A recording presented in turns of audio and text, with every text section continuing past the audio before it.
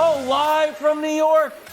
It's the show where most of the panelists were 100% right about the Denver Nuggets.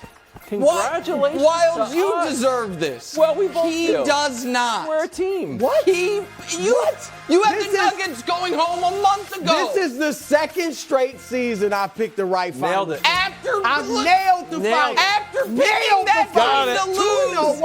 100% right. That's right, baby. We up got it in again. here. Brew, you've been 10 toes down, never Absolutely. wavered. You did say Denver in 6. They got it done in 5. I got the game. But still, you get 6 and everything below, so you did a great job. Any doubt Denver in 5? Not at all. Now, you're talking about last night. Yeah, I thought 6, so that was wrong. But last night, did I have any doubt they'd close them out? Nick, and this is honest. Even as I was watching that game, and even as Miami was up 10 in the second quarter, up 7 at the half, up 8 at points in the third quarter, up 1 with 2 90 minutes seconds left. Honestly, I did not feel like Miami was going to win that game. Because, Denver wasn't playing well, but neither was Miami. And the feeling was that Miami was not beating Denver. This is the feeling I had. Miami wasn't beating them. Denver was beating itself. Okay, because neither team was playing well. They both were throwing up bricks. The only guy in the whole court who was shooting well was Jokic. All right, so I just felt like somehow they're going to pull it out, and he'll pull it out if he has to. And early in the game, Nick, at halftime, I looked at it this way. Denver had 10 turnovers. Yeah. Jamal Murray had 4 points and 3 turnovers himself.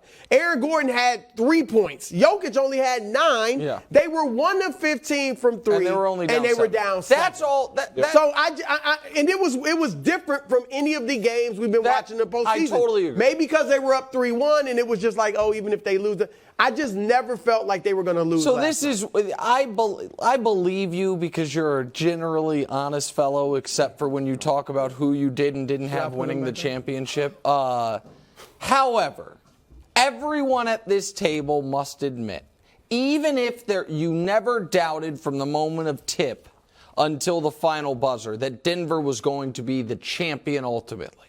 And even if you weren't worried in the first half or at halftime, when it went from a 7-point Denver lead with 4 minutes left to Jimmy Butler scoring 13 consecutive points on his own. Oh, it was nice for him to show up. And better late than never. Okay, we'll have the Jimmy Butler discussion in a moment. I'm trying to. You saying we had to feel like? I'm saying that when Miami went up 1, they were up 1 though. I understand, but there was again. It doesn't really matter who's playing better when there's a minute left. When there's a minute left, it's really about the score, not about who deserves it. But it's still a minute and a half left. In That's that a lot moment, of time. I think and I think a lot of the audience thought, oh, this is going to be a game that somehow Miami stole, even if you did not believe they were then going to win the series. It would not, even if they had stolen the game, though, it would not have changed this fact. And it's what I alluded to yesterday and became, for me, very clear in Game 4. And I understand for a lot of America earlier than that. You guys were right in this. Denver clearly was better. And I was right that you guys are so Wildes, why are you letting him share this?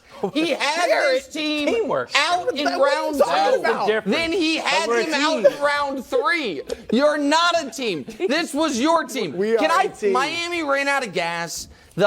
The guys Brew kept slandering as undrafteds, did play as like That's it. like you were undrafted. We know why they were undrafted. And Jimmy didn't have a great series. We'll talk more about Jimmy because I think you guys are maybe a little too down on the series that he had. But Denver deserved to win. They were down. They deserved to win. I'm keeping these on. I was laughing. I wipe my eyes. Best playoff record in the last 30 years. We alluded to this, and then we updated the graphic. There's the 17 Warriors, Kobe and Shaq, Tim Duncan, greatest player of all time. Then the Joker. Oh, and shout out to Tony Parker, who gets in there. So the question is, they swept the Western Conference Finals. They made LeBron faux retire. So how impressive was this playoff run overall? Brew, I thought it was an all-time great playoff run. I don't judge it based purely on record, though. I mean, the record matches up. But I think, and I know you did the last 30 years, I think the most impressive Jordan playoff run, for instance, was the very first one because of who he went through. It was Ewing, it was then Barkley in Philly, it was then the Pistons, it was then the Lakers. Now that record was awesome as well, but I think the run that I probably hold in higher regard than you do, Brew, even though the overall record isn't as gaudy, was Dirk's Mavs, because they went through the two-time defending champion Lakers, then they went through OKC, then they went through Miami. Where I give the Nuggets a ton of credit is they did go through KD and Booker, who were playing exceptional offensive basketball, LeBron and Anthony Davis, who were playing exceptional two-way basketball, and then Miami, who I understand was an 8 seed and all of that, but a Miami team that had dispatched of Milwaukee and went up 3-0 on Boston, and to me controlled that entire series. So it's not the greatest playoff run of all time, but it's really damn good from a team, and from an individual player, Jokic, it is an all-time playoff run. I agree. It was an all-time great run. There's no question about it. And as you said, LeBron and AD, KD and Book, that's 3 top 75 players all time. Yep. And by the time they do, in 24 years, I guess from now, when they do the top 100, Devin Booker may be on that. Yep. And they went through in the first round. Gobert, who was a 3-time all-defensive, he won't be top 100. Yeah. But still, he's a great defensive player at the rim. Jokic had no problem with him. Karl Anthony Towns, Anthony Edwards, who knows what Anthony Edwards will end up being. Karl Anthony Towns, obviously an all-star player. So they went through them, but also the stars, Jokic and Murray, they were rewriting the record books. They became the first duo ever. Now think about this. Pippen, Jordan, Shaq, Kobe. Look at it. First duo ever to average 25, 5, and 5 in a postseason. Magic and Kareem never did it. Shaq and Kobe never did it. Jordan and Pippen. LeBron and Wade. And you'd have thought maybe LeBron and Wade would have had a chance to do it. It's hard for the assists for the big. Yeah, and the rebound, but it's only 5. But rebounds as well for the guards, but Wade you would have thought could got it. But the bottom line is, heck, Jamal Murray 6'2". Yep, that's right. So they did something historic. We know they had the 30-point triple-doubles, first duo in history.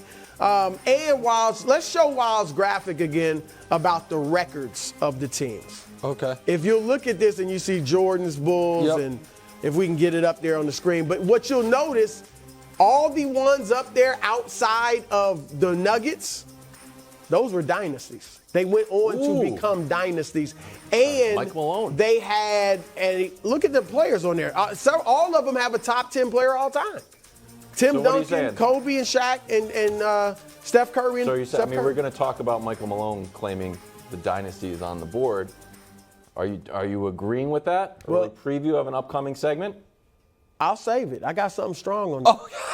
I'll save it. Then why I'll save it. Wildes. That means yes. Listen, that buddy. Yes. No, I'm not ready to say it yet. You know your teammates. You cannot spring things on, bro. It's literally. No, I understand. I'm just saying. 20 minutes. Maybe. But I don't want to spoil it for the audience. That means yes. Not really.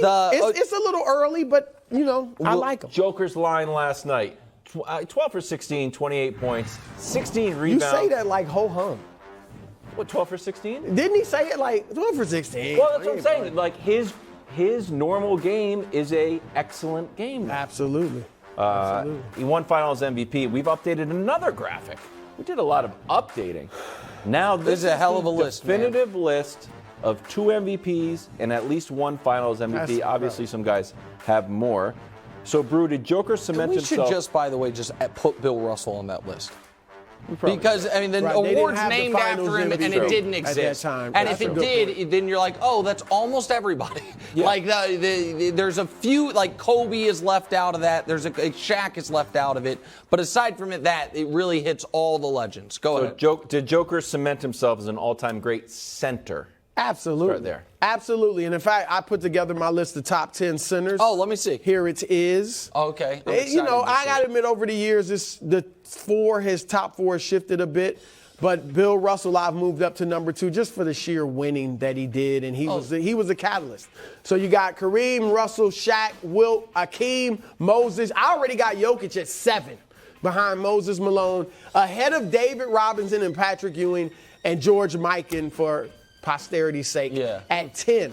All right, so Jokic, look, I think Olajuwon and Moses are catchable. Now, it's going to depend on how much he wins. His numbers are going to be through the roof, so it's going to be on how much he can keep winning. But as I said, I think those two are catchable. Look, the top 4 are straight legends. We'll see if he can ever get there. It's early to talk about that. Wow. But I think also, and the Ringer alluded to this, they said if his career ended today, he's a top 20 player all time. And I looked through it, Nick, and I started looking. I don't do the list like you do all the time, but I started looking through it, and you know what? I agree. I think he's already top 20. So, I think I got him ahead of Barkley, Karl Malone, Kevin Garnett, Dirk, David Robinson.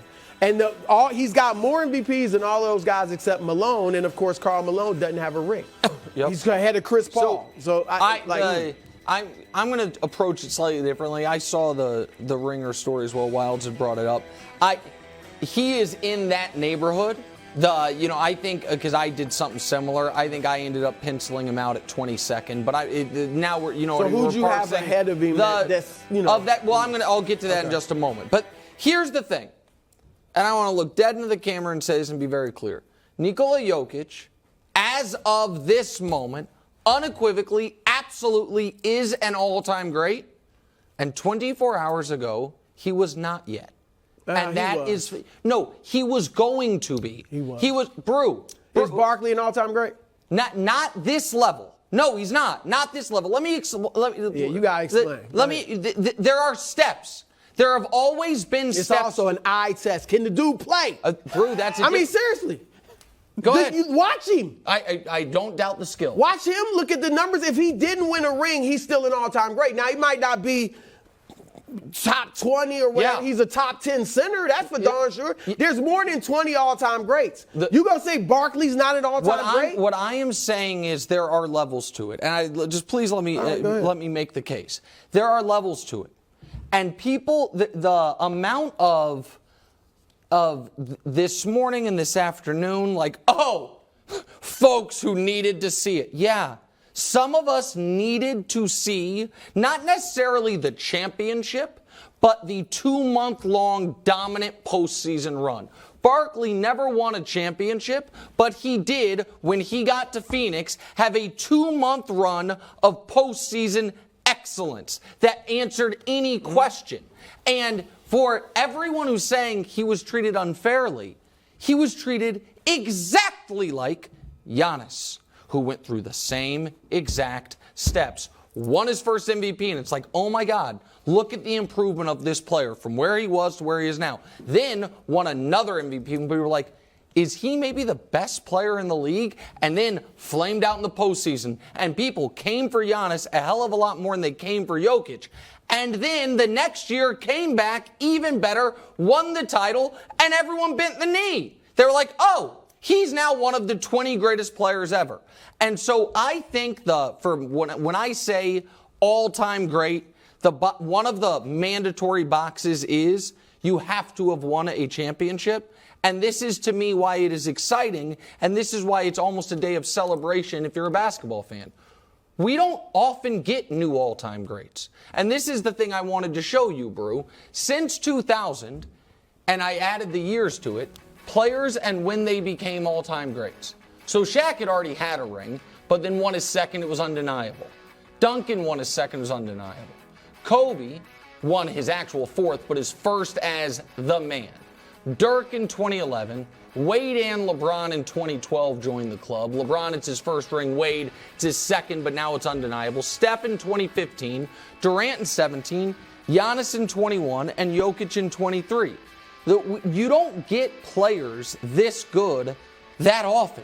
This century, Brew, he's one of the 10 best we've seen. That's undeniable at this point. My only disagreement with what you've said is 24 hours ago. Even if they somehow lost this series, you mean he's had 2 months of a great postseason run. Yeah. He broke all manner of records. He became the first. He had a record 10 triple doubles in the playoffs. Right. But If that so a day ago he wasn't an all-time What great? I'm saying is the reason we have in the NBA the category of best players who never won a ring is because there is a special compartment for players who did. And so maybe but I think there we're are guys that never won a ring that are better, not only better than somebody that has a ring, but better than a number one who led a team to a ring. I think that is I think that is probably true. So maybe we are. I don't want to have a argument about semantics here. What I'm saying is the final box that every all-time great wants to check is doing exactly what Joker did yesterday. And if we were Wildes to talk about the best players of the decade, of the century, since the turn of the century, you would have LeBron and Duncan and Kobe. Shaq's a tough one because he played in the 90s, but all his MVPs and titles came in the 2000s. Yeah, so put Shaq there. I think, Brew, you're with me so far. Steph would be next. Then Durant. And then you have Giannis, Dirk, Wade, and Jokic. And I know that's not necessarily the order, but that's the group. He is now in that. And that is from someone that wanted to see him do it, but now it is undeniable, Wildes. That is the company that he keeps. Dwayne Wade and Giannis and Dirk, and that I think higher Dirk than you, but you understand. Look, Dirk is an all-time great. If they somehow had lost this series, I still think Jokic is just better than Dirk. Just watch him play. Okay. He's better, but it doesn't matter at this point. They both got a ring. Okay. Well, there we go. I thought that was very nice of you. Thanks for watching. Subscribe here to get more from the show and to check out clips from other shows on FS1.